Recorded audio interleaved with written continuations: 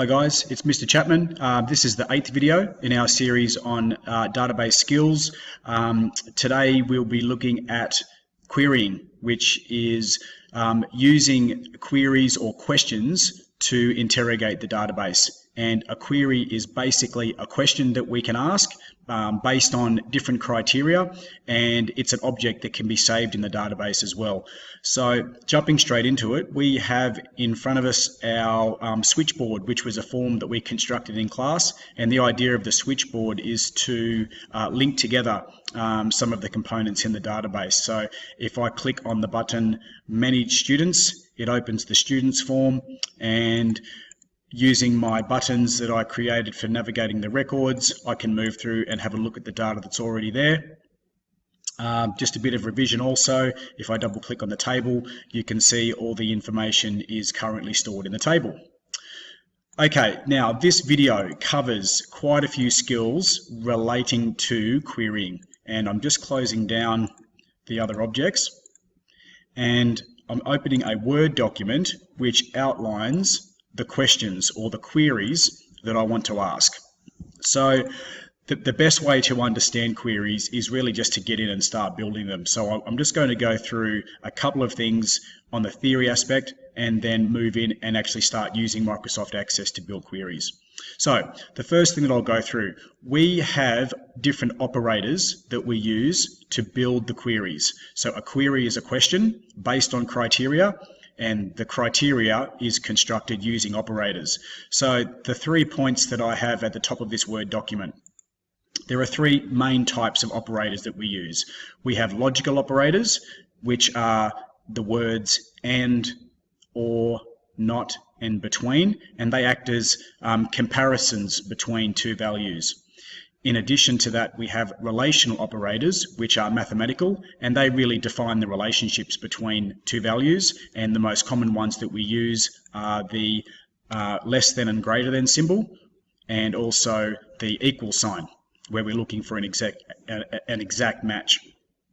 In addition to that, we have wildcard characters, which are really searches that you can run through, and it can find any number of results based on how much data you have in the system. And there are 2 main types. There's the use of the asterisk or the star, and it will provide you with any number of characters in the result, or there is the use of the question mark, which will give you 1 character. Use the correct spelling there, 1 character in the search. Now, if that sort of seems a bit vague and confusing, I totally understand. When you're first learning this, it's best to actually see them in action in the database system, and then you'll make the connection and be like, okay, that's very easy. Okay, so I have 1, 2, 3, 4, 5, 6 different questions that I'm going to build queries on. And I'll be flicking back between the database and this particular Word document, and we're going to be using a range of either relational, logical, or wildcard characters in order to build them up. Okay, so that's the overview. Now let's get into it. So the first question, I want to build a query that gives me all of the students in McLaughlin House. So going across to the database, we go to the Create menu. We construct our queries in the design view, and it asks us which table. We only have 1 table, so we'll be drawing from that 1 table that we have. We need to select the fields that we want to see in the query, and you don't have to have all of them. So I just want to see the surname and the given name and the house. And if I run that query, it gives me all of the students. However, that's not detailed enough. I only want to see McLaughlin House. So what I do is go back to the design view, and then I need to actually put in the criteria equals, then in inverted commas, McLaughlin, close inverted commas. So I use the speech marks because I'm typing in a string. If I hit run, there's the result. Now, constructing queries is no more difficult than that. At the moment, it doesn't have a name. It's just called query 1. So it's very important to save and to actually give your queries an appropriate name.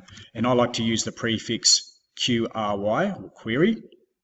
and then just a meaningful name for that as well. So this would be QRY McLaughlin students. Okay, so that's the first one in the list. Referring back to the Word document, the second query, students born before July in the year 2000. So this will be using a relational operator, specifically the less than symbol. Okay, in order to construct that one, we need to build a new query. So I will close that one. Create, query design, add the table. I will have surname, given name, date of birth, and I might put in the house as well. Now, in the date of birth, the criteria will need to be before or less than the 1st of the 7th or July 2000. And I don't need to wrap that in speech marks because I'm referring to the date data type. If I hit run, you can see there are students born both in January and May, so the months before July in the year 2000. So I'll save that. This is QRY students before July. Okay, so far so good. We're going to switch across to some logical operators now, and I want to build a list of students who do not play rugby. Okay, before going into this one, I'll just close this object down. I'm just waiting for the computer to catch up here. It's going to sleep on me, so we'll just have to wait. Sometimes this happens a lot in Microsoft Access because it's switching between objects quite frequently. So you just have to be patient. Okay, it's closed that down. Now let's have a look at the table just quickly. The table has the overview of all of the fields. So surname, given name would be good. I may want the house, and I can see that rugby appears in the winter co-curricular section. Okay, so that's just worth remembering for this one. So I'll close that down and I'll build a new query. Query in design and add surname, given name, house, and then I need to add the winter sport. And in this one, the criteria will be using the word not and then rugby in inverted commas. Let's see how that goes. Okay, so we can see that the students who do not play rugby are in that list. So that's worked quite well for us. Hit save. This is QRY students. I'll just call it not rugby actually. Not rugby. So far so good. Now if you haven't already noticed, on the left hand side of the database window, my number of objects is growing. So every time I construct a query, it is a new object in the database.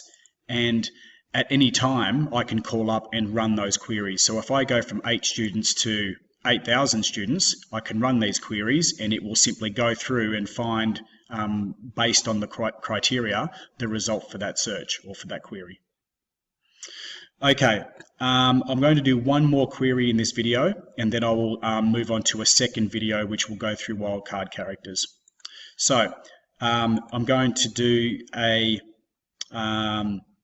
the fourth query on students who compete in tennis or triathlon. So what we're doing is actually we're combining criteria. So if a student plays tennis, they should be in the list, or if they are in triathlon, they should be in the list as well.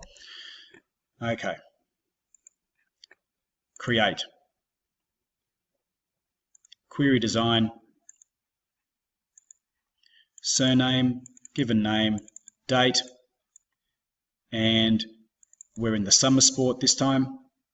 And the criteria, which I've forgotten, is tennis or triathlon. Okay, here we go. Tennis or triathlon. Okay, we'll run that. And there they are.